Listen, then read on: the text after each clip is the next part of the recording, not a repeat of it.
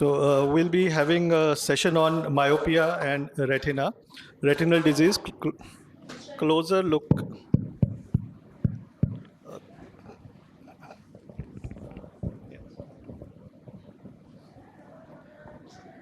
So a closer look growing problem. And before the IC, we have a keynote address by Dr. Jay Shankar on macular hole surgery. So please, if you can. And I invite Dr. Bhushan Kare and Dr. Manisha to be here on the dais.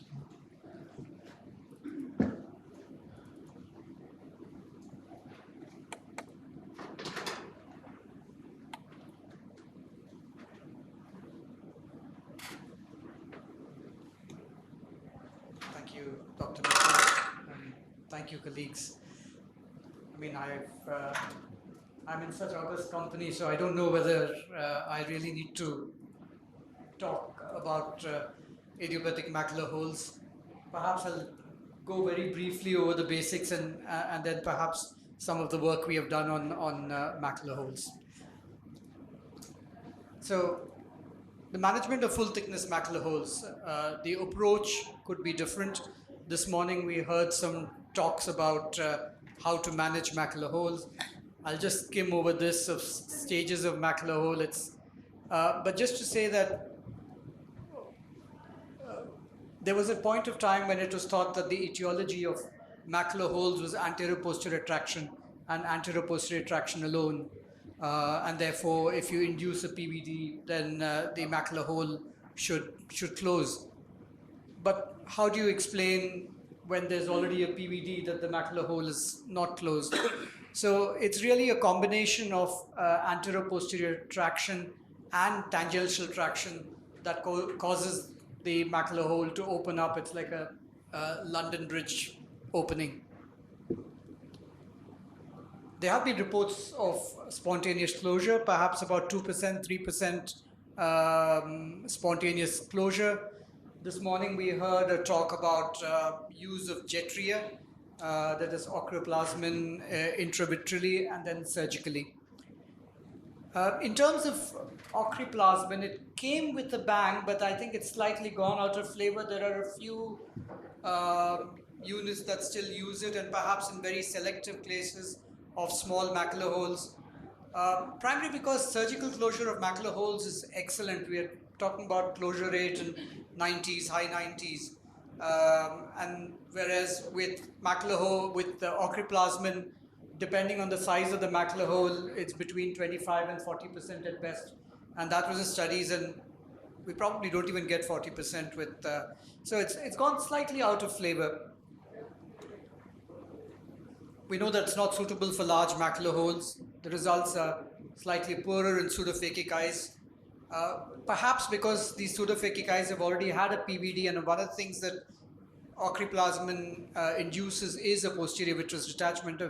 So if somebody's already had a posterior vitreous detachment, perhaps it doesn't really help so much in closure. But there were some problems that were seen subsequently as well, because ocrioplasmin is similar to what we used to do. Well, some of you all are much younger than me, but I started my cataract surgery doing intracapsular cataract extraction. And at that time, we used zonal lysis. And this is known to produce weak zonules. And there's also a higher risk of retinal tears when vitrectomy is done following failed macular hole closure. So the surgical management is basically a combination of relief of anterior-posterior traction with basically vitrectomy and separation of the posterior hyaloid, and to relieve the tangential traction by an internal limiting membrane peel.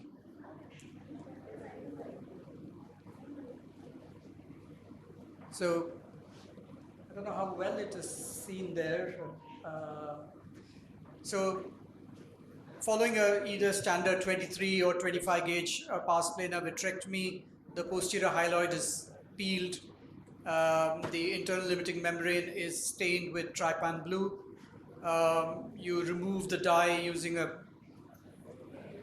back flush needle. I use a Tano scraper, a diamond dusted scraper, to try and get the ILM. There is some school of thought that perhaps you should use a bent needle, which is perhaps more kind on the retina. I'm quite happy for anybody to use whatever technique that they would wish to use, and use an Eckhart's forceps to peel the ILM.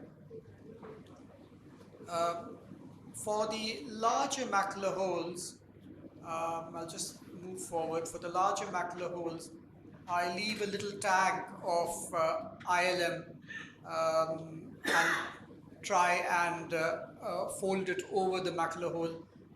There were talks this morning of how to help keep the macular hole in, how to keep the flap in place, either place it under perfluorocarbons or maybe use viscoat something to keep it in place.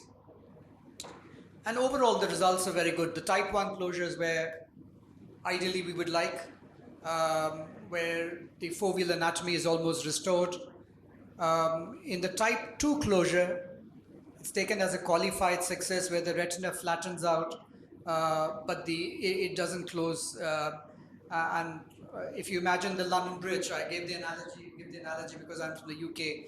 If the London Bridge opens like that and then it can close down and you don't have a gap, but then if you have a gap and it opens, then even after the macular hole flattens out, you might not have closure of the macular hole.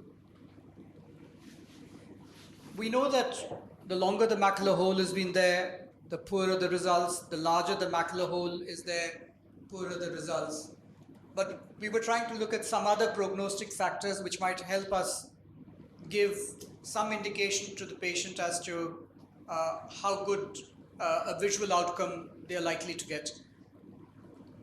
So I must thank my colleagues, Dr. Ford and Dr. McCanns, who helped with this project of looking at OCT parameters and correlate that with visual outcomes after successful macular hole repair. So the aim was basically to give a realistic expectation of outcomes following surgery. Yes, you might achieve anatomical closure, but from the patient's point of view, there's no point if the vision's still the same. It's just that we can show them the OCT and pat our backs and say, yes, I've closed the macular hole. As you said, stage of the macular hole, duration of symptoms, how long it's been there, how large the macular hole, what the starting visual acuity is, we all know. Some of the other parameters we looked at is minimum hole diameter, we know about that. The basal hole diameter, which is B on this slide. The hole height, which is C on this slide. The IS-OS junction defect, which is shown as D on this. And then you have the left and right arm lengths, E and F. And then you form a hole form factor, which is E plus F divided by B. That's the basal hole diameter. A macular hole index, which is the height of the macular hole divided by the maximum basal diameter. And tractional hole index, which is the height of the macular hole divided by the minimum hole diameter. And just to see whether any of these parameters really correlate with the final visual outcome. So it was a retrospective analysis, and OCT was taken prior to surgery, obviously, and these parameters were measured. And then we used Pearson's correlation coefficient to compare the final visual acuity and the change in visual acuity. So, I don't know, yes, the pointer is there. So, we well know that the minimum hole diameter and basal hole diameter are significantly correlated with the outcome. But we did find that hole form factor, macular hole index, and tractional index, well, perhaps hole form factor just about statistical significance if you take it as 0.05, but the others, yes. So this is just a more graphic illustration of the two minimum hole diameter and basal hole diameter, and that does show some correlation. So we just felt that if the height is double that of the diameter, the results are much better. If the height is not much and it's a relatively flat macular hole, then the visual acuity, even with successful closure, the visual acuity outcomes are not very good. Perhaps the flat macular holes or perhaps represents more long-standing macular holes. Thank you. Thank you, Dr. Jaishankar. Because we have some time, I would just like to know one or two things. One is like, is there any surgeon factor also, which is there? Like some surgeons, even the bigger holes close. Some surgeons, even the smaller holes don't close. Oh, absolutely. I mean, each surgeon has their own technique of doing. We heard this morning about using a single inverted flap or multiple inverted flaps, whether or not to put the ILM into the hole or just keep it on the hole. Yes, there are factors. Fortunately, unfortunately, I come from a very small department and I'm the only VR surgeon there, so these are all my cases. So hopefully there isn't going to be a variability in terms of technique and expertise. And secondly, just when will you do just a conventional peeling and when will you do an inverted flap? What is your criteria? My criteria is 450 microns. Anything over 450 microns, I would attempt to do an inverted flap. This is the minimal hole diameter? Minimum hole diameter. For smaller than 450 microns, again, it depends on, sometimes the whole ILM flap comes off when you're trying to peel it. So if I can do it, I will do it. But if they're less than 250 microns, I don't attempt it. Very nice presentation. I just wanted to ask you, do you also vary your choice of tamponade depending upon the duration or the size of the macular hole? No, I don't. I've been, as a standard, been using SF6. The reason why, are you talking about why not something longer acting or silicone oil? Is that what you're asking? Yeah, C3F8 or silicone oil. In my experience, if a macular hole is going to close, it's going to close within the first few days. So whether you use SF6 or whether you use C3F8, it doesn't really make a difference because all C3F8 is going to do is to perhaps keep the gas in for longer. And if it's going to close, it'll close within the first few days. If it doesn't close within the first few days, the chances of it closing subsequently, I might ask them to posture a little while longer, 5 days, 7 days, but probably not more than that. And the reason why I don't use C3F8 is if it's going to close, it'll close within the first few days. Right. Thank you, sir. Thank you. Now I invite Dr. Puja for the talk on peripheral retinal degenerations and prophylaxis of retinal detachment. Very good afternoon to everyone, and I'm very thankful to Dr. SANGEET MITTAL for this opportunity. So, peripheral retinal degenerations, I like to prefer calling them akin to the lull before the storm because they give a warning to the catastrophe and the complications that can follow. So, just a slide on understanding what is the vitreous base. This is a 3 to 4 mm wide zone straddling the ora serrata. Vitreous is strongly attached at the base so that following a PVD, posterior hyaloid face remains intact. Pre-existing retinal holes within the vitreous base do not lead to an RD. Severe blunt trauma may cause tearing of the non-pigmented epithelium of the pars plana and of the retina. So this is the picture of the vitreous base as we've all seen in our textbooks. Going on to ora serrata, the retina becomes opalescent and often marked by small rows of cystoid cavities. Extensive cystoid changes do not represent pathology. The neural retina stops abruptly at the ora serrata and is continued by non-pigmented ciliary epithelium. Pars plana is more deeply pigmented, so a choroidal pattern is not seen. So this is the picture of the ora serrata. There are a lot of retinal degenerations. Some are not so ominous in the sense that they don't cause retinal detachment or have a very low risk. So since it's a very extensive list, I'll touch upon one or two and basically mention everything. Coming on to congenital hypertrophy of the retinal pigment epithelium, it's the common benign lesion. It is congenital and not a degenerative condition. They're flat, round, or oval lesions, well-defined, dark gray or black in color. The outer retinal change and does not affect the vitreoretinal interface. So CHRP does not predispose to RD.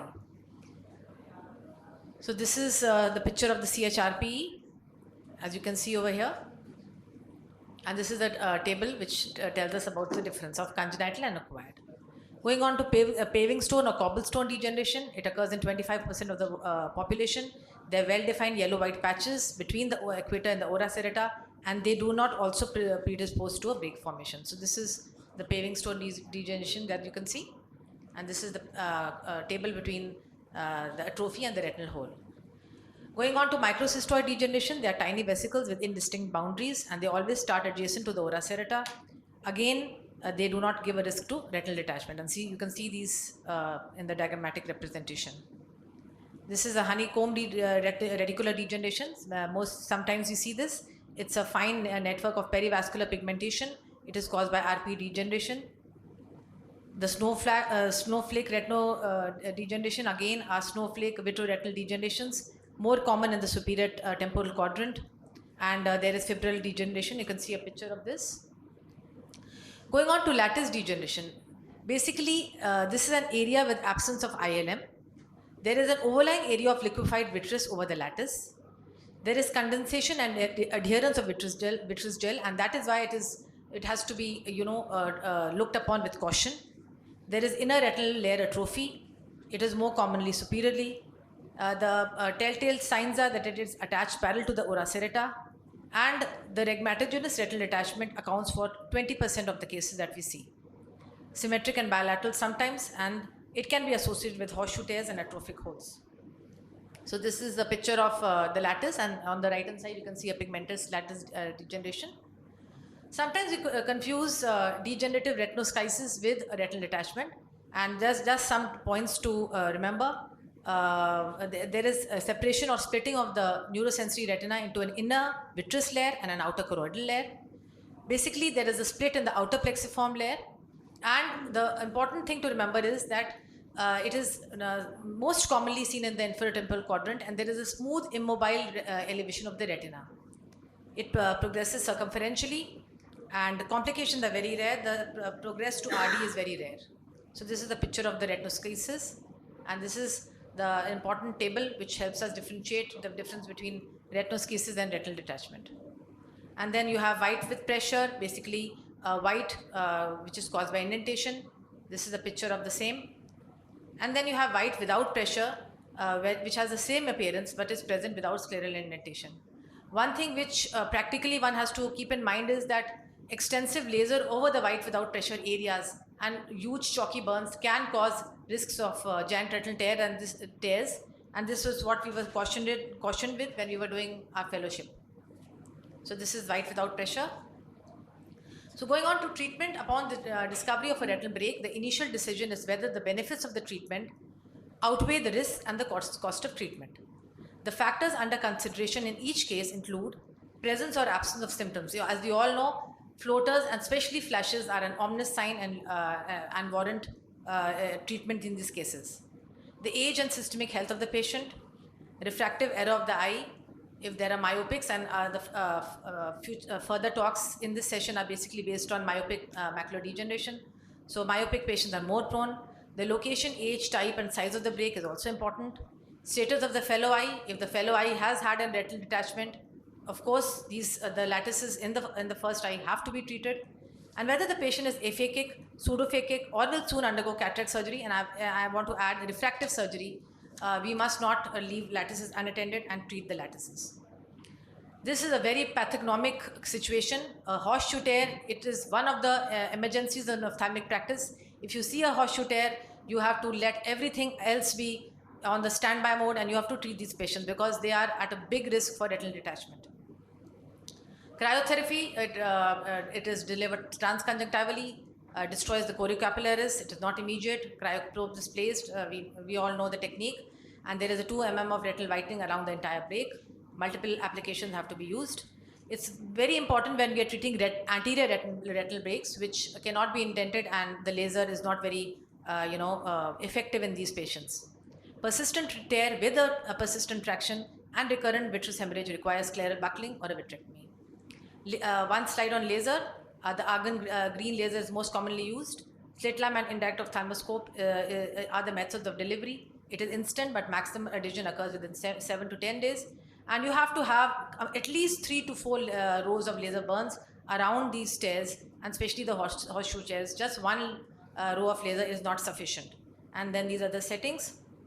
So you can see that a nice cohescent 3 or 4 rows of lasers are important to when you are sealing the retinal break, especially the horseshoe tears. And this is another picture. So this is Nagarjuna. This is basically us, the retinal surgeons. The sphere is nothing but the laser delivery system that we have in our hand, and the lightning is akin to the lattices and the horseshoe tears, which have to be treated. Otherwise, we know what will follow. Thank you so much for your patient hearing. Thank you, Dr. Pooja. One thing I'd just like to add is, like, when you are treating lattices or horseshoe tears with laser, it's always advisable to leave an area of healthy retina between the tear or the lattice and where to start laser.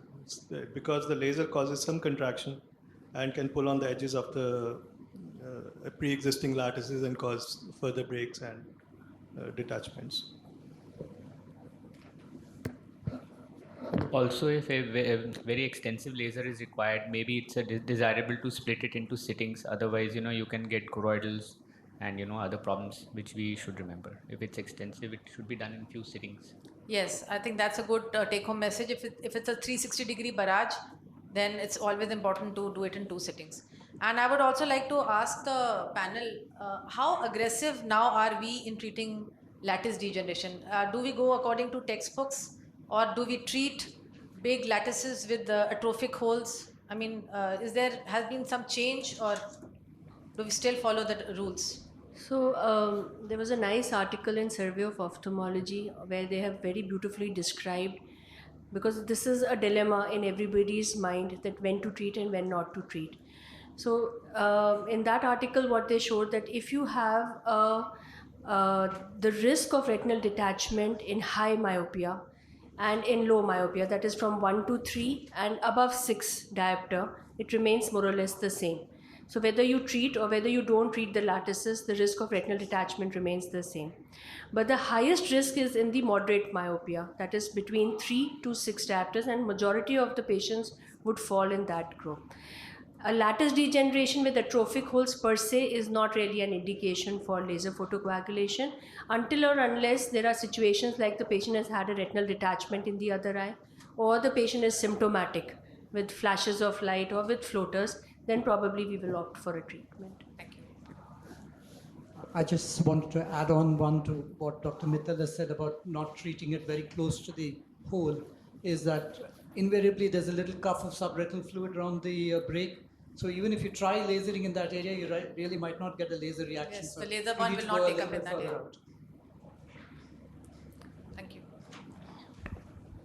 Another important indication would be, currently we have so many patients going for refractive surgeries. So we have to insist to the patient that he needs a complete examination, including a retinal examination. And of course, we do it before any other intraocular surgery. Thank you.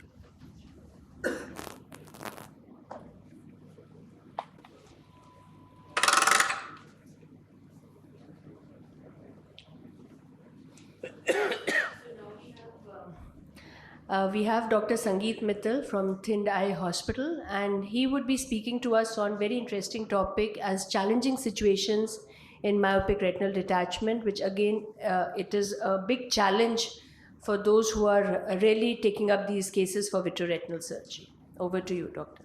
Thank you, Dr. Manisha. Though I kept this topic as a last, but I have to present early because I have to go in some other hall. So I'll just cover basically what is in these situations. These are the most complicated situations in myopic retinal detachment, and later on we can discuss later with Dr. Manisha and other topics how to in detail how to go about in these myopic detachments. So posterior staphyloma is of many types, and we are here, I'm discussing is the type 3 peripapillary staphyloma. So this is a challenging situation. You have a peripapillary staphyloma, and there is a retinal detachment, and the break is right in the staphyloma. So how to go about it? Yeah. So. 38-year highly myopic male who presented with decrease of vision for 2 weeks. He was diagnosed to have retinal detachment.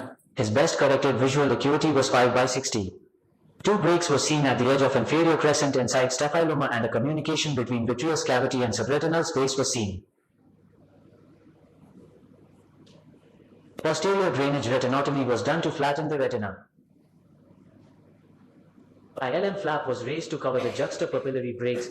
Due to nasal location of breaks, it was not possible. PFCL was used to stabilize the posterior pole, and a free ILM flap was used to stuff the retinal break. So here I describe. Second retinal break was also closed using another free ILM flap raised under the PFCL bubble.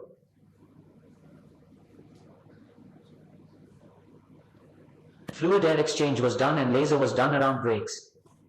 Air was replaced with 12% C3F8 gas.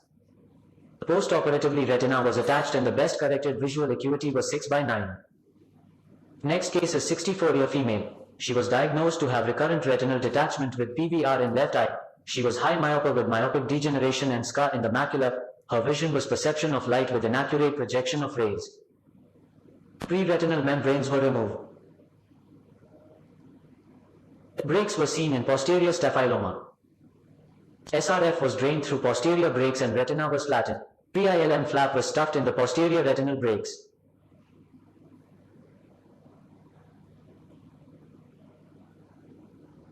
PFCL was used to stabilize the posterior pole. Relaxing retinectomy was done to release anterior PBR. 360 degrees barrage laser was done and PFCL was exchanged with silicone oil. Laser around the optic nerve head was not done and neither was possible in this eye. 3 months post-operatively, silicone oil was removed, retina was attached and the best corrected visual acuity improved to counting fingers at 1 foot. So you can use some material to stuff those breaks which are in the posterior staphyloma, because laser is not possible around this break. So to get a permanent closure of these breaks, I think you could stuff either the ILM, or you can use amniotic membrane, or you can use a detached part of the detached retina and use that to cover those breaks in this type of situations. Sorry. 30. So this is a patient of myopic macular hole with retinal detachment, and this myopic macular hole generally developed due to myopic traction maculopathy, and subsequent speakers will be covering more on this myopic traction maculopathy. So it is due to these holes developed. They have both the anterior posterior and the tangential traction, and they lie in the staphyloma eyes. So it's sometimes very difficult to treat them. So here I describe how nowadays we treat these holes. So this was a patient with a posterior staphyloma with a macular hole and a retinal detachment, which was limited to the posterior pole. So I generally mark the ora and make a sclerotomy which is slightly posterior, around 5 mm, so I could reach the posterior pole easily through that. Then I use the ICT dye because it gives me a better contrast in these eyes rather than the brilliant blue dye. And then I identify sometimes there's a membrane which is bridging the edges of the staphyloma. From one edge of the staphyloma, it runs towards the other edge. And we have to identify this membrane and remove it, otherwise the recurrences are very common in these type of detachments. So here, that bridge membrane is removed, the retina is stained, the ILM is stained again, and to close the macular hole, we are using an inverted ILM flap technique.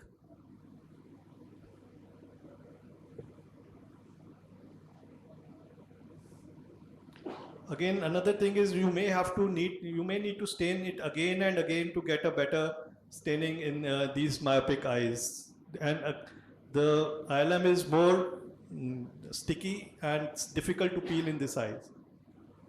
And I do the peeling in the detached retina so that my instruments are able to reach that posterior pole. Sometimes if the length is too high, then your instruments, you attach the retina and your instruments fail to reach the retina itself. Then retinotomy is created at the edge of the staphyloma, and the fluid is drained through it. A fluid air exchange is done. Then a continuous wave endolaser is done around this retinotomy site, and gas is injected, and this is 2 months post-operative. The retina was attached and the hole was closed. So this is another case of Stickler syndrome, which is again very associated with high myopia, which is the syneresis is there, retinal detachment is there. There are giant retinal tears and some other facial changes. This was a 9-year-old male. I think Dr. Manoj, he's very well acquainted with this case. The left eye had already been operated elsewhere and unfortunately did not do well. And this patient presented with a giant dialysis and a retinal detachment with a macula on retinal detachment. And we thought that we'll be able to close this eye just by settle this RD just by a scleral buckling. But the dialysis was too high and we had to resort to vitrectomy in this case. So we started with a scleral buckling. We put an inferior 276 broad buckle and we used a 240 encircling band in this eye. So after draining the fluid also, the retina we were not able to settle the retina and the retina was still detached. So we started doing a 4-port pars plana vitrectomy with vitreous base shaving. Now the problem in Stickler syndrome is that the PVD could not be easily induced. The vitreous you are not able to release smoothly. So you have to identify a place, especially in the periphery, where you can get hold of the vitreous and cause a posterior vitreous detachment, and then don't lose that edge and keep on removing the vitreous slowly, extending that detachment towards the other parts of the retina, and slowly you can remove the whole of the vitreous. You may have to use the end grasping forceps to remove this tight adherent vitreous also. And then PFCL was used in this eye to settle the retina. You see it was a giant dialysis, almost 180 degrees dialysis was there. And then a 360-degree laser was done. And again, a direct PFCL silicone oil exchange was done in this eye.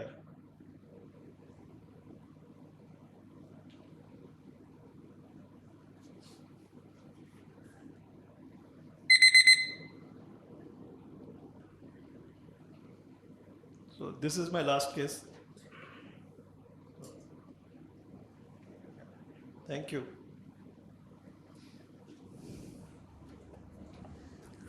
Thank you, Sangeet, for an excellent presentation. A few things which I do nowadays, I'll just ask you what's your opinion on that. For patients in whom it's a posterior pathology with the macular hole restricted to a staphyloma, because we have to plan to do posterior sclerotomies, I do laser near the ora pre-operatively. And sometimes I use the flexi loop if the instruments can't reach posteriorly, which Grisha taught me. And Create an edge. To create an edge, even to induce a PVD, sometimes if the instrument can't reach there, we can extrude the loop of the flexi loop from Alcon and we can use it to brush the retina to induce a PVD. So Dr. Sangeet, I had a few questions, very interesting video, especially it's always a problem to deal with macular hole in a posterior staphyloma. Is fibrin glue an option for closing these holes which are in the peripapillary area? I myself am not tried in these myopic detachments or these myopic macular holes, but I think there are people who are doing it for retinal detachments with macular holes, and otherwise also people are using fibrin glue to close those holes. But again, I feel that ILM peeling is must even if you are using just a glue. And for these holes also, which were in the peripapillary area, you peeled the ILM around them and then stuffed it, or it was just the stuffing of the ILM? In the posterior staphyloma? The Yes. holes in the posterior? No, I just in the peeled peripapillary area, the first case that Yeah. you showed. I just peeled the ILM from the fovea or the macular area, and then I just relocated that ILM flap. It was a free flap under the PFCL. It was stuffed into the into those breaks. I did not do any ILM peeling around those holes. Around those breaks. I tried to get it done, but I could not get good images of that. And one interesting observation I had that when you were injecting the dye, there was hardly any dye going in the subretinal space. So are you doing anything in particular? Because Nothing in particular. I think you just direct the dye away from the hole. Yeah. And I injected in the mid-vitreous cavity, not very close to the retina. So it just spreads over it. and that was an ICG, I think. This was an ICG. Thank you so much. Thank Are there any questions? I had a question. Very nice videos and very challenging cases these. When you were stuffing the holes on the nasal side of the disc in the second case, would it have been easier rather than the free floating ILM and to stuff it then and then you put PFCL? Is it easier to kind of do it under PFCL and so that the ILM stays in place and Yeah. So it's easier actually to do under PFCL to bring the flap under the PFCL and towards the break. That was the first case actually I had ever done. So I did not know whether it will work or not. It just came to me that how will I be able to, because it just happened. I noticed those holes during the surgery only, and it came to me how I'm going to close, because see, that was a very complicated case. There was macular degeneration, and once I had, if there was a recurrence, there was no other way out. Yes. Yeah. And no So- laser was possible. That was Yeah, very no evident. laser was very possible in evident that. it was. Yes. So I thought I'll just stuff the ILM peeling, and when I stuffed it, it nicely stayed over there. Okay. It nicely stayed over there, and then I used PFCL later on. Very nice. But it's better to inject PFCL and bring the flap under the PFCL. The second case I showed was done like that. Right. So was it because of the depigmentation that you were not able to laser these Yeah. breaks? Yeah, because of the atrophy, Right. you won't get a proper laser mark. So thank you so much, Dr. Sangeet. Any other questions? So we'll move on to the next talk. Sure.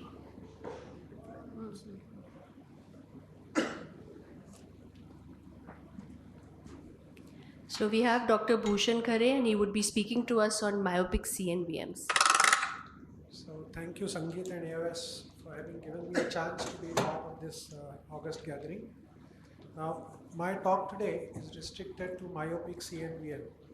We know nowadays myopic maculopathy has been classified in very different types. In its severity, OCT has also explained to us what all goes on there, which we could not see formerly with our bare eyes. And even myopic CNVM is one of the pathologies which we have started to understand much better because of OCT. Now, myopic CNVM is basically a pathology related to pathological myopia more commonly, but it's also seen in simple and high myopia. Many different theories have been postulated, including thinning related to mechanical stretching, as well as hemodynamic stress and related ischemia at the level of the choroid. As we understand anything distorting the imaging apparatus of the eye, we can have symptoms from a patient who has a CNVM affecting the center of the fovea. We should also remember that a few patients may not have their fovea affected, may be asymptomatic, and may present late to us. So classically, this progresses in 3 different stages. This is the first stage in which there is a subretinal hemorrhage which we see, which may be tiny in amount, which we may miss, and this is very early in presentation of the patient.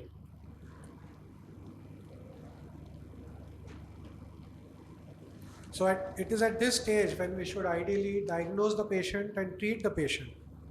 It otherwise goes on to progress to what we see as a Foster's-Fuchs spot with the membrane drying out with a pigmentary rim, and we also see early chorioretinal atrophy around this. If followed up further, it enlarges with a large area of blind retina with atrophic macula. So it's important that we diagnose these patients early. Also, other pathologies in these patients may predispose these patients to develop CNVMs. In a long study of untreated patients of myopes, we know that ultimately, if untreated, majority, almost 97% of patients progress to have a vision of less than 660 over 10 years duration. And it's important that we catch them early and diagnose them early.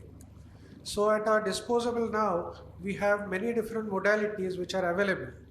SD-OCT is very commonly available in our practices nowadays. So it's important to remember that the presentation may be more subtle. It may be different than what we classically see in an AMD.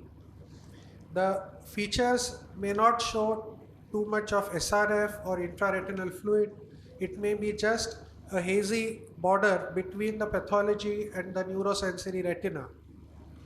So qualitative data to be seen is more important in this pathology than quantitative data with central retinal thickness, which we otherwise allude to in assessing and following up of pathology. What do we see in this pathology? We know the hyperreflective core, which is reflecting a membrane in front of the RP in majority of cases, a fuzzy ill-defined border between the pathology and the neurosensory retina, and a distorted IS-OS junction, which also indicates activity of the disease in these patients. I would like to emphasize a distorted IS-OS junction does not necessarily prognosticate these patients toward a poorer outcome, because many of these cases after good treatment recover this in the later phase. As we treat these patients, we see that the border gets well defined, the mount decreases, and it may actually represent the hyperechoic core over a fibrotic RPE. In addition to this, we can see coexisting pathologies which may coexist with the CNVM in these eyes, which should not be neglected. FFA, although not done as a primary assessment by many people, it does give a good assessment of the area involved, the type of membrane, the area and the activity of the disease. ICG though does not help us in routine cases. It may help us in identifying lacquer cracks and also find out recurrences at the edges of scars in old cases. OCTA, which is the newest baby on the block, flow patterns suggest that activity of the disease may be seen in densely entangling network, whereas in lungs, thin vascular filamentous vessels, if seen, it may indicate less activity of the disease. So once we've diagnosed, we should diagnose them early. We should remember that the presentation in this group of patients is at a very young age. It is the productive, socioeconomically important age of the patient. In an Indian subgroup study in LVP, they published the age of the patient at presentation was as young as 47 on an average. Now to just discuss and complete, VPDT used to be the first line of therapy in the olden days when it was available, not presently available in India, but it did not lead to much gain in function, which can be seen with the later treatments.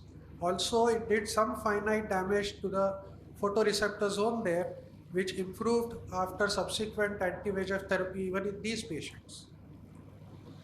At the same time, we could see that vascular endothelial growth factor levels were high even in these patients, and it was but natural that antidotes for this factor were studied later.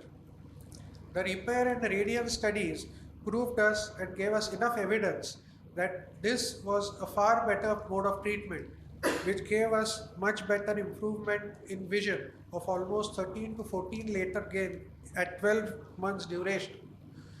Subsequent follow-up of this subset of patients went on to maintain this improvement at even 3 to 4 years after treatment.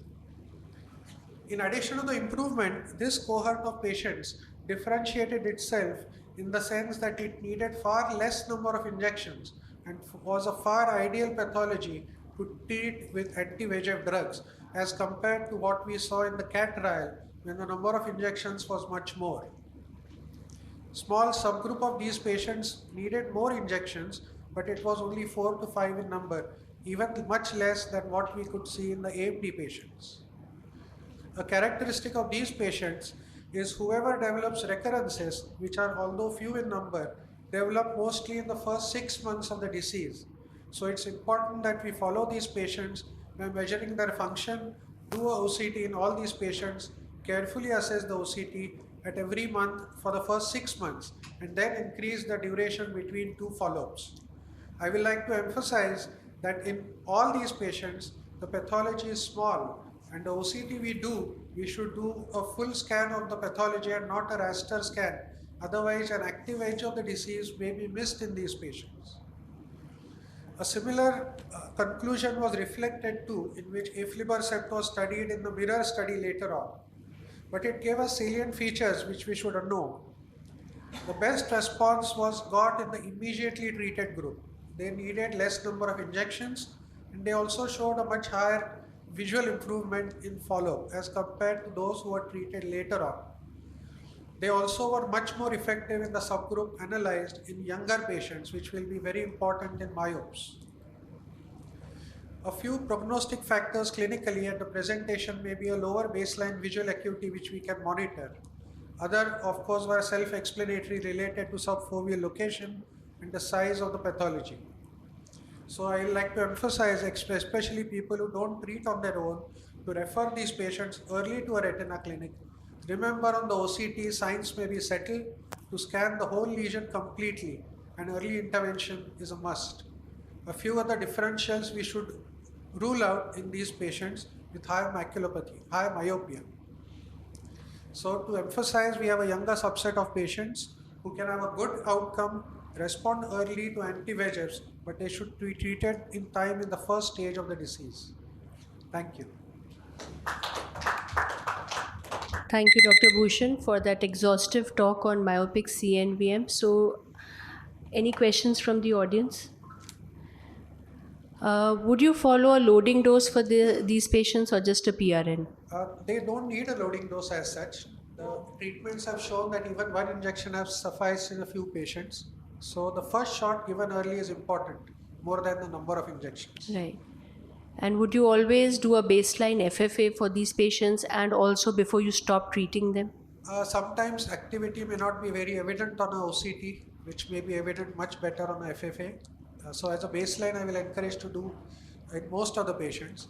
The only fallacy is that both in FFA as well as OCT, because this pathology may be along the curvature of a staphyloma, sometimes we don't get a good focus. Right. Even a OCTA may not be very clear in these patients to decide on the activity of the disease. I have a question. So, sir, if there is a central geographic atrophy and at the edge of that atrophy there is a new CNVM, will you treat it? Because we always treat it aggressively because it leads to a much larger area of atrophy around it again. So functional retina is lost further.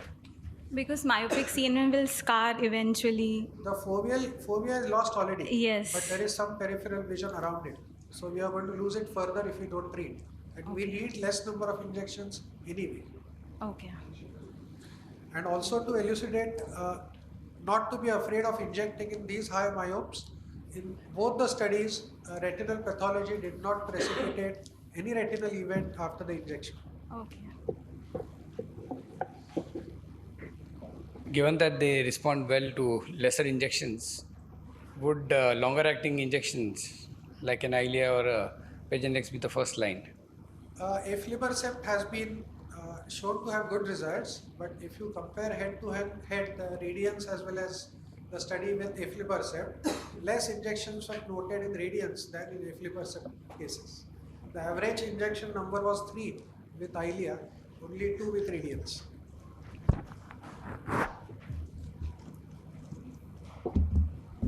Thank you. Thank you, Dr. Bhushan. And the next speaker is Dr. Manisha Agarwal, who is the head of retina at Shroff Charitable Eye Hospital in Delhi. She'll be speaking on decision making in myopic RD, what, where, when, and how. She's going in out of sequence because she has a session in another hall. To all of you, and thank you, Dr. Saurav, for giving me this opportunity and for changing the order of the talk. Am I audible? Yes.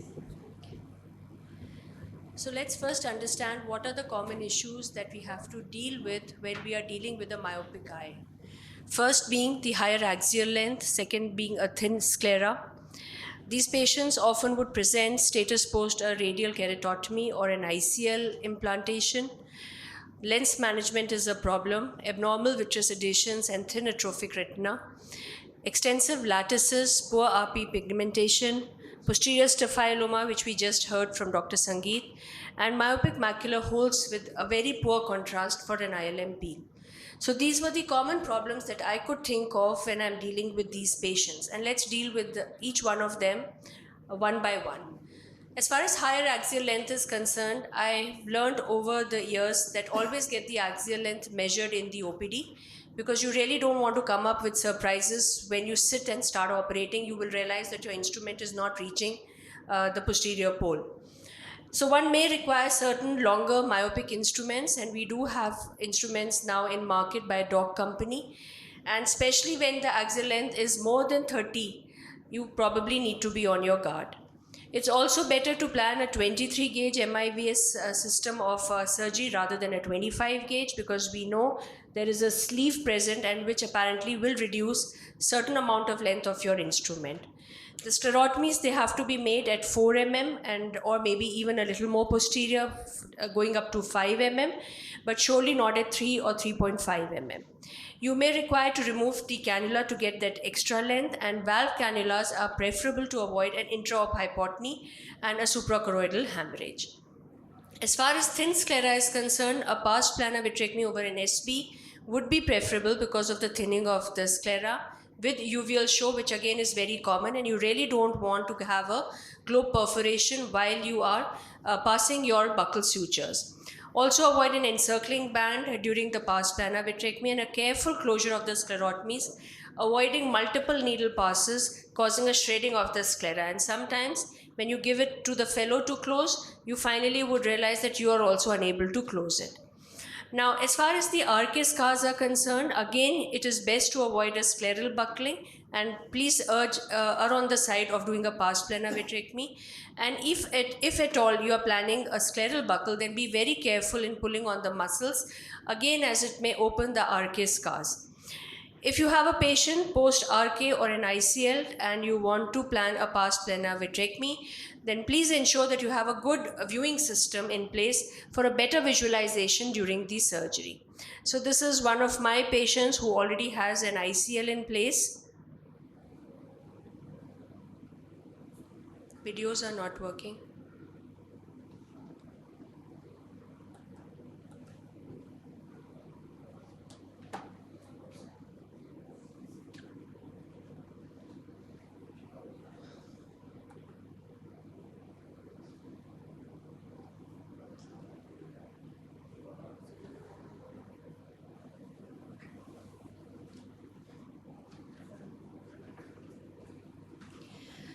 So I'll just move on. So a wide angle viewing system is extremely important when we are dealing with the patients who are having the RK scars or having an ICL, and probably the old system of viewing like a Landers is not really going to provide you enough visibility. As far as the lens management is concerned, lensectomy to do or not to do, yes, if you have a subluxated lens like we often find in Marfan's patients, we should opt for a lensectomy. A chronic retinal detachment with PVR is not going to give you enough access for your base dissection, and you may be required to do a sacrifice of the lens.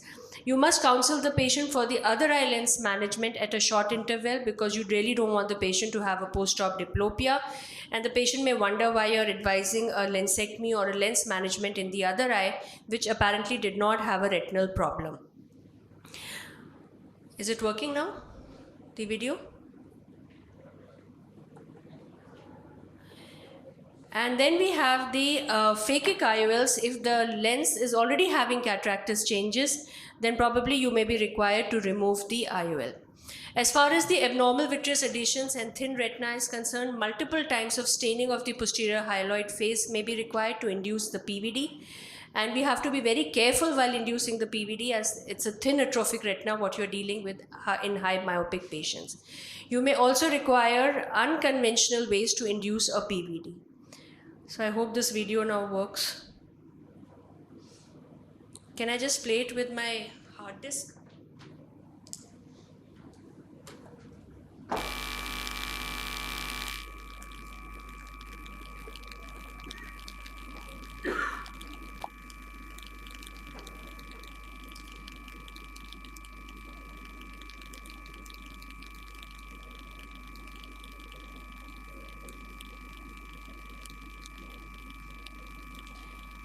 So unfortunately, I don't know what's wrong. This is not playing. Sorry? But they are all into the PowerPoint. It's not there in this.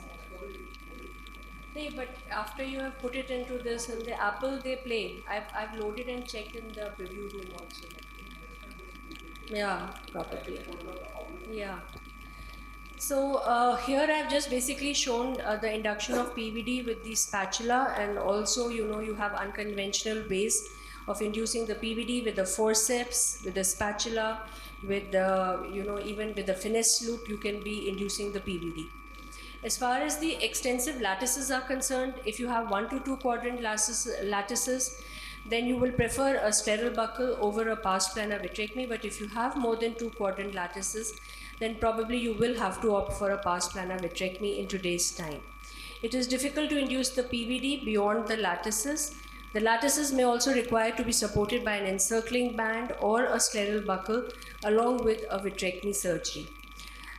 Poor RPE pigmentation, the site of drainage retinotomy should be carefully selected where RPE pigmentation is adequate so that the laser uptake is enough.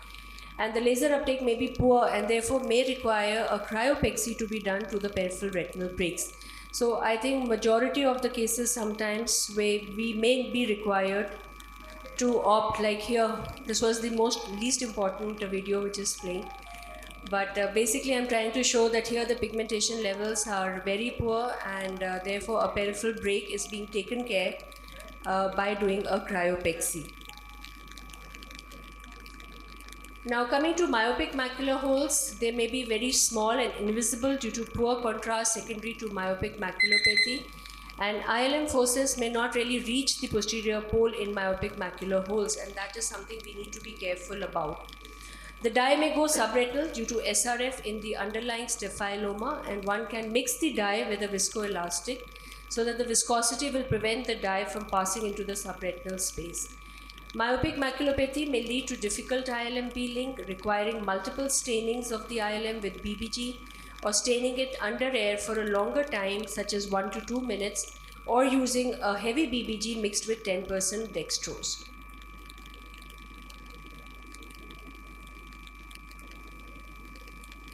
So here again I'm showing, this is a very depigmented fundus. So the first time we are staining, you would appreciate that this is not really the ILM which is coming out, but it is actually the posterior hyaloid phase which was stuck.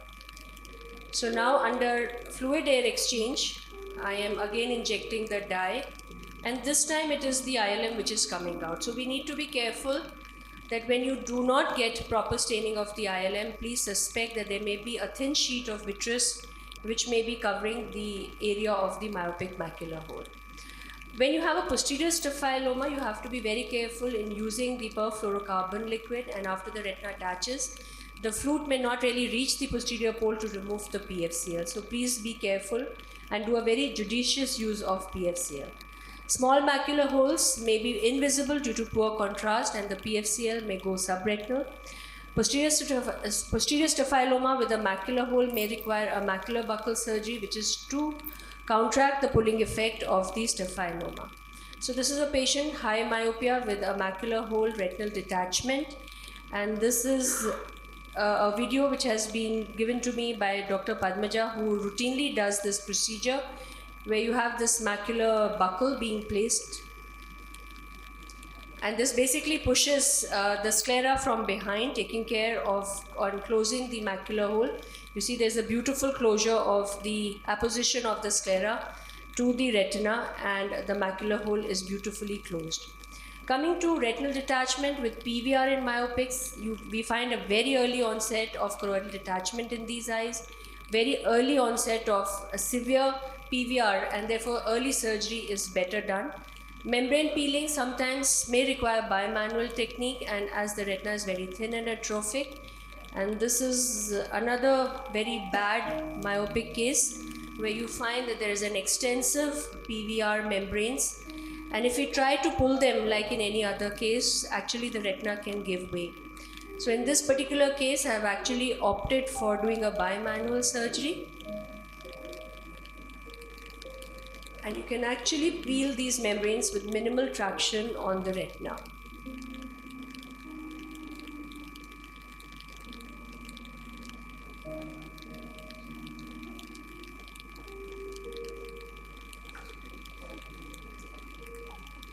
So just to conclude, a myopic eye requires a very meticulous planning at every stage, starting with the measurement of the axial length in the OPD.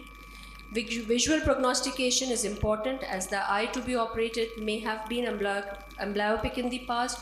So it's very important that the patient may have very high expectations after the surgery. So it's important that you go through the patient records so that you know whether that eye actually had a good vision in the past also or not. Ensuring the availability of the instruments to deal with these long eyes is very important, because you really don't want to be in that situation where your instruments are not reaching the retina. And also, after the best of the preparation, you have to be ready for any surprises during the surgery.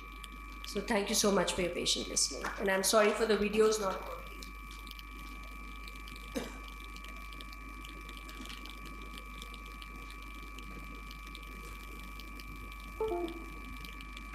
Thank you, Dr. Manisha, for a wonderful presentation.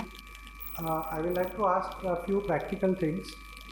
How early after a refractive surgery, if a patient has a RD, would you do a buckle in RK?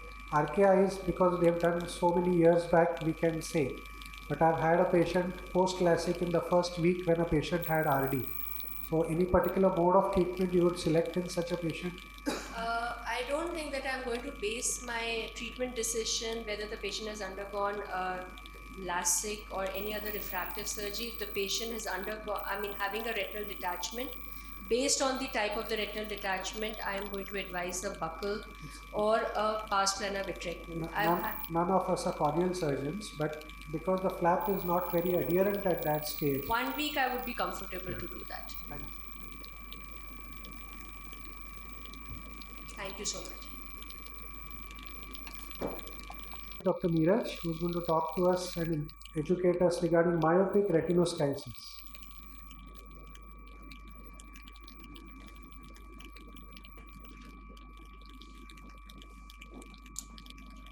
Good afternoon, everybody. So I'll be speaking on myopic retinoschisis or myopic fractional maculopathy. This term was first coined by Takano and Kishi.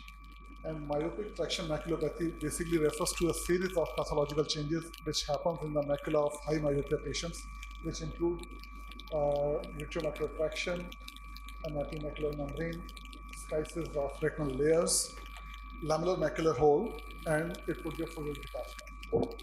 So the traction mechanism in MTM is basically the perifoveal vitreomacular traction or the cortical vitreous remnant which have left behind after PVD development, or it could be application membrane, and also there is intrinsic non-compliance of the internal limiting membrane and inner retina, which fails to conform to the dome, which is formed because of the posterior staphyloма, leading to myopic traction. Natural course of MTM is not very clear, so you have to be very cautious in handling such patients when to intervene. Indication of surgery is whenever the patient is having recent onset in a decrease in visual acuity, secondary to development of full thickness macular hole or foveal retinal detachment, or the schisis is increasing and the patient vision is going down. So these are the indications you need to keep. And the surgical challenges in MTM is basically you are dealing with high axial length eyes, so the instruments, they fail to reach up to the macula in certain situations. And also you have a posterior staphylomas, vitreous is strongly adherent to the edges of staphylomas. So during PVD induction, you have to be very gentle. You should not just peel it off because you are likely to develop breaks along the posterior staphylomas edge. And staining of ILM with various dyes is really inadequate, and you need to use multiple times staining. And glaucoma in patients with high myopia is usually an associated thing, and the chances increases after vitrectomy because of the surgical stress and also use of steroids. And scleral thinning can lead to catastrophic changes like expulsive hemorrhage. Scleral buckling, I'm not going deep into that. Dr. Manisha has already covered. So I'll be showing you some case scenarios which we dealt with. So this was a 63-year-old female, myopic, gradual decrease in vision of both eyes for the last few months. Vision was around 6/6 in the right eye and 6/12 in the left eye. And left eye was showing more of myopic traction maculopathy changes. You can see this was the picture which was there at the time of presentation, and over a period of few years she developed this tractional maculopathy. And when the patient presented to us in February 2023, the vision deteriorated from 6/9 to 6/36 in the left eye, and the macular thickness was increased. So that was the time we took up the patient for surgery. And the challenges which we had was we are going with the vitrectomy, just reduce the and staining with the granite blue. And as you already know that there is a sheet of vitreous over the retina, over the macula, despite inducing PVD. We are trying to get the edge of the ILM after doing this granite blue staining and catching hold of internal limiting membrane. But you can see that along with the internal limiting membrane, some amount of cortical vitreous is also there, and the crystals of aurocort are still there, stuck to the surface of the internal limiting membrane. So we are trying to raise the internal limiting membrane, and we are going to do foveal sparing internal limiting membrane. And the internal membrane is quite tough to take off, and also because the axial length was high, so our shaft of the instruments was getting touched to this wide angle lenses. So this is also a trick. You need to change your lenses from lantern lenses. It gives you better visibility, and also you are able to reach up to the macula without compromising your view. And you can see we are just doing a cabbage flower technique, and you can see the vitreous membrane is also coming along with the internal limiting membrane. And then we are just trimming this internal limiting membrane over the fovea.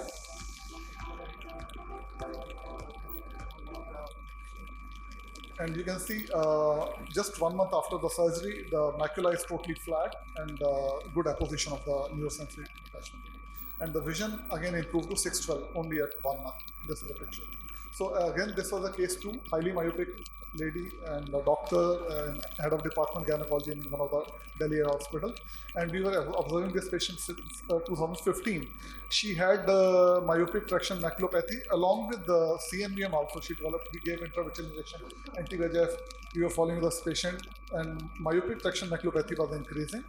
And then suddenly she developed total loss of vision in right eye, and she had a retinal detachment. At that point of time, we could not see any peripheral breaks, not even a macular hole, because macular hole was quite small. During surgery only we could see. And this patient we planned for doing a bright buccal, because we knew that it is a myopic patient with a wider vitreous base, so better to support the aura, and we were not sure whether any retinal breaks were there or not. So idea of putting the encerclage was to do it, and then going ahead with the vitrectomy. And during vitrectomy we found out that there were no peripheral retinal breaks, and buccal indentation is visible. We are going ahead with the vitrectomy. And then we made this drainage retinotomy nasal to the retina. We didn't drain through the macular hole. We could identify a small macular hole, but we didn't want to damage the photoreceptor over the macular hole. So we are draining through another site of drainage retinotomy, doing fluid exchange. And when the fluid exchange was almost complete, then we went over the macula and drained little bit of fluid, whatever we could, just to save the photoreceptors and retinal pigment epithelium over there.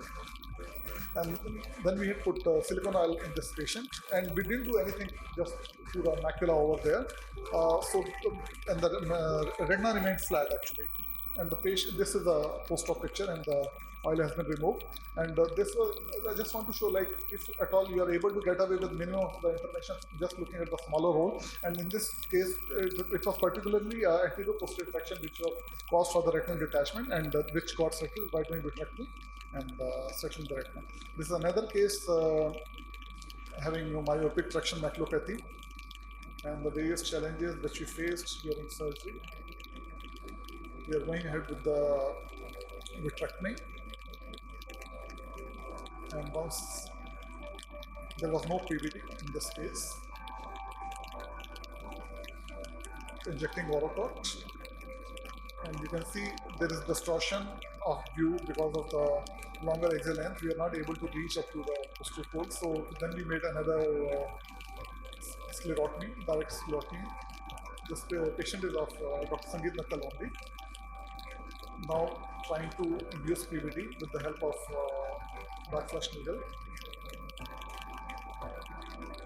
And it is so difficult, vitreous is in layers, so which is quite typical of myopic patients. Then going with the cutter and then inducing the PVD. And you can see it is so adherent coming in bits and pieces. So you have to be very careful, well, because your view also gets distorted again and again, and using PVD circumferentially, and it is coming out. But it is quite time consuming and we have to go in a very gentle manner.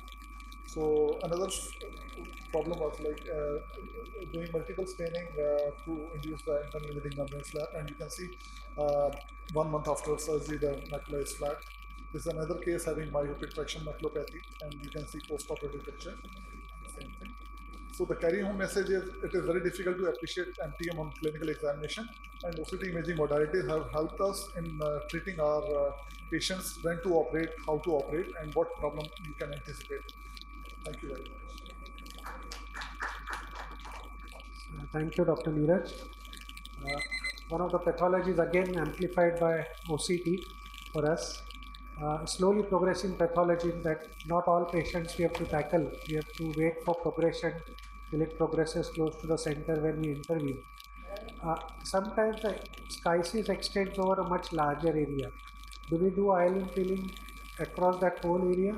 Actually, it should be done. Unless you relieve all the traction, the retina, central retina is not going to settle over there. So even in the posterior staphylomatous area, it should be edge-to-edge ILM peeling with multiple stainings. And I think ICG is a good help. Sometimes with brilliant view, we are not able to stain well, but with ICG, staining is much, much better, especially when the contrast is so poor. Secondly, after surgery, it takes a long time for the retina to settle sometimes. Yeah, it doesn't go back immediately because it's a mismatch between the extension of the staphyloma, the shortening of the inner layer. Correct, correct. Thank you for a nice talk, Neeraj. Thank you, sir. Thank you. Now, I would like to invite Dr. Saurav Luthra, who is going to educate us on myopic macular holes. Thank you, Dr. Karim.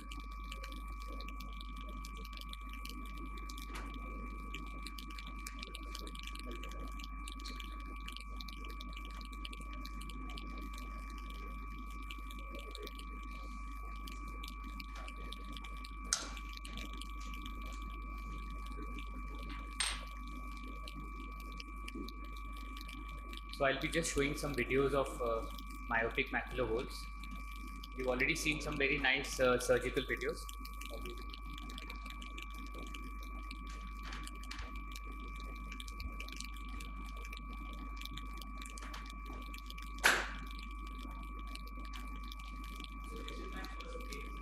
This is my first case, vision of 660 in the right eye, 624 in the left eye. Had VR surgery in 2016 in the right eye and had VR surgery in the left eye in 21. So this is the left eye that we are seeing right now. The patient undergoes a silicone oil removal and air fluid exchange, has a vision of 636 parts. But shortly thereafter, this patient developed a RD, and you can see that there's a macular hole. So this patient was a myope and developed a macular hole with RD. And this is the surgical video for this patient. So, so we can see that it's already the laser has been done in the peripheral retina. So after doing a drainage retinotomy, I've drained the SRF, and after staining with brilliant blue G. So it's a little difficult because there is no counter traction from the detached retina, so one has to be a little patient. But I was able to put the flaps over the macular hole, and then after doing laser to the retinotomy, and this is what the patient looks like at the end of surgery. After surgery, the post-op period, and the hole is closed and the retina is flat. And you can actually very nicely see here the changes of MTM, how they progress. So initially the patient had an attached retina post VR surgery, and then you can see the retinoschisis element going up and then finally patient landing up with a macular hole and an RD.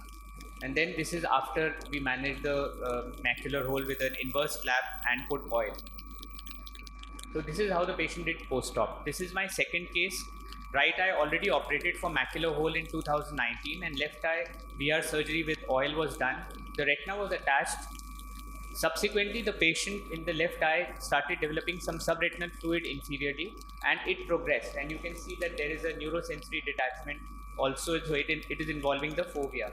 And also the retinoschisis element as a form of MTM is progressing.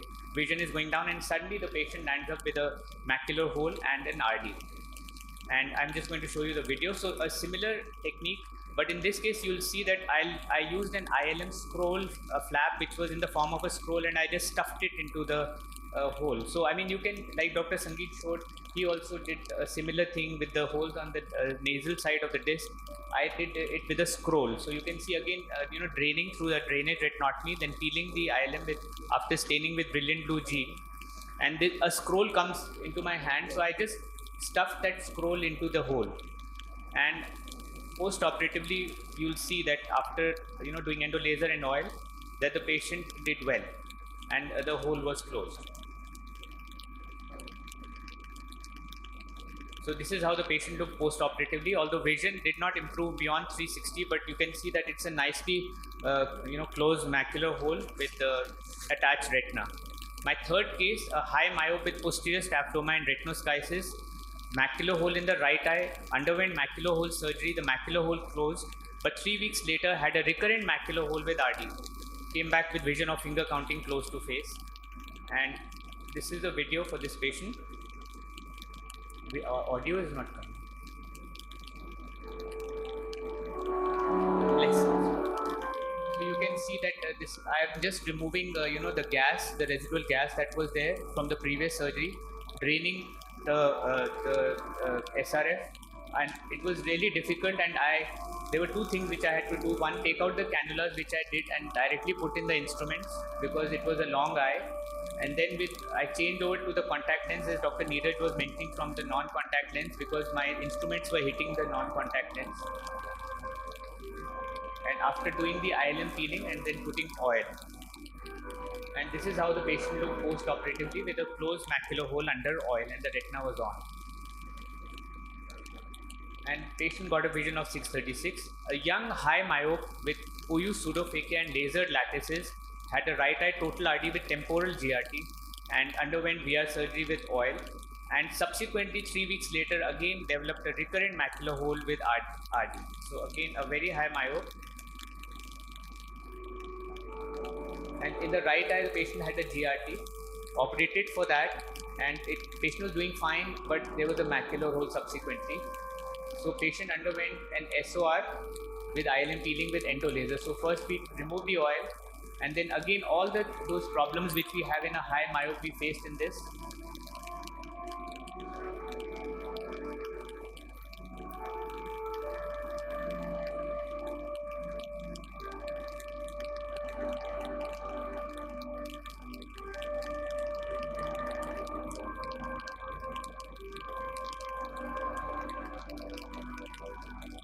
And then put oil again. And this is how the patient looked post-operatively with a closed macular hole and an attached retina. So this patient was a myope who underwent a surgery for retinal detachment, did not have a macular hole intraoperatively or preoperatively, but subsequently developed a macular hole. Now, with the availability of MIOCT, it's very useful to see the flaps inside. So this video, I'm just showing that this MIOCT is a new tool with which you can see these flaps. This is not a very high myope patient, but in very high myopes also this would be very useful, because sometimes with the lack of contrast and you can't really see where exactly the macular hole or the fovea is, it is very helpful.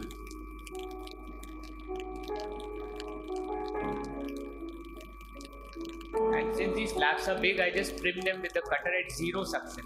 One should not raise the suction, because otherwise the whole flap will come into the cutter. And just confirming that all my flaps are covering the hole. And then doing an air fluid exchange with gas. and this is how the patient, you can see the multi-layered, ILM flaps over the hole. And this is my last video. It was an old large macular hole in a myope, not a high myope, but in a myope patient. And in this I used PFCL, as you shall see. And it again, MIOCT really helps in this case to make sure that the flaps are staying in.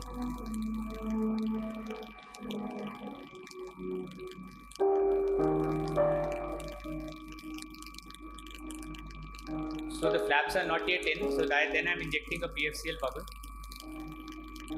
And gently stroking with the finesse tube, I can just stroke those ILM flaps inside, and they stay put under the PFCL, and I'm confirming that on MIOCT.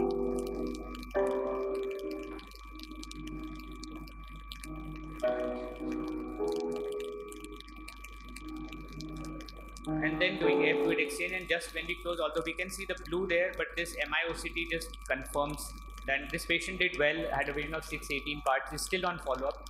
This is a few days back picture.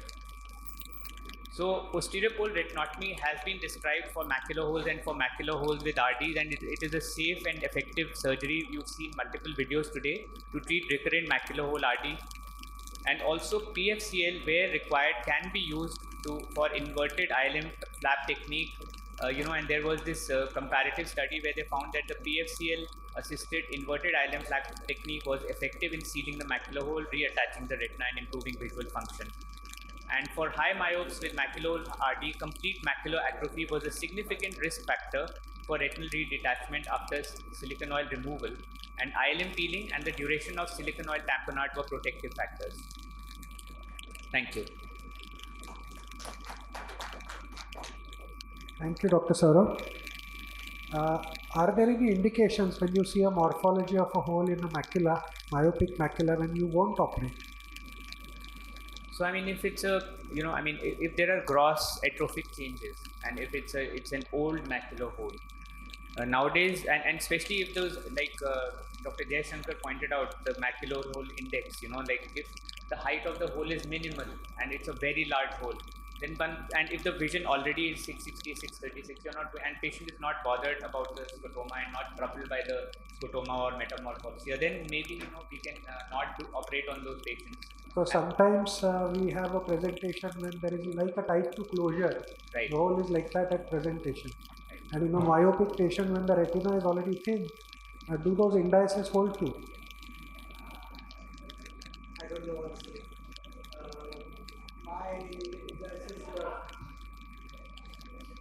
My indices were mainly for idiopathic macular holes and not for myopic macular holes. Right.